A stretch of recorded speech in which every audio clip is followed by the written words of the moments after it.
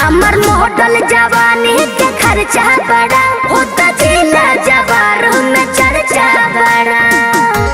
सुनो हमर मॉडल जवानी के खर्चा बड़ा होता जिला जवार में चर्चा बड़ा।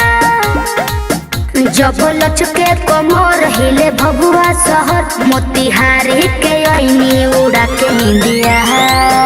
जिला बक्सर के हो जिला बक्सर के लुटलू लगा के बिंदिया तोहर ठुमका भइल तबाह इंडिया। अच्छा? जिला बक्सर के लुटलू लगा के बिंदिया तोहर ठुमका भइल तबाह इंडिया। हनो तबाह इंडिया, तबाह इंडिया।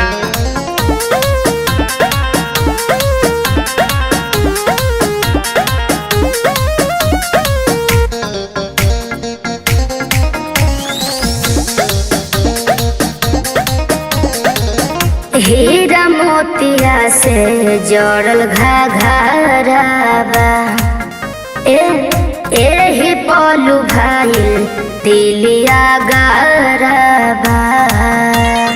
ऐसे का देखता आगल आगल बा पूरा लुधियाना में घायल कितना हो गईले समियाना में। देखिए के नीले दम भर दे देनी जखम हम दिलाबा के होई दर्द टिकिया। जिला बक्सर के हो जिला बक्सर के लुटलू लगा के बिंदिया तोहर ठुमका भइल तबाह इंडिया। जिला बक्सर के लुटलू लगा के बिंदिया तोहर ठुमका भइल तबाह इंडिया। ठुमका भइल, ठुमका भइल, ठुमका भइल तबाह इंडिया।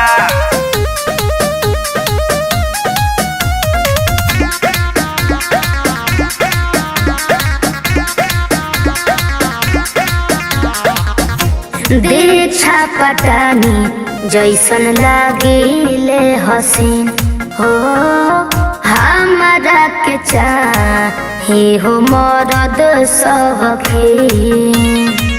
हाँ कल जयपुर में अइलू करा के घटना तोहर मुस्की पहिले बिहार पटना। मुश्किल बपटना बड़ी देखनी दीवाना हमरा चक्कर में तू नहीं पड़ बबुआ। जिला बक्सर के हो जिला बक्सर के अच्छा? जिला बक्सर के लुटलू लगा के बिंदिया तोहर ठुमका भइल तबाह इंडिया। जिला बक्सर के लुटलू लगा के बिंदिया तोहर ठुमका भइल तबाह इंडिया। तो ओके दो।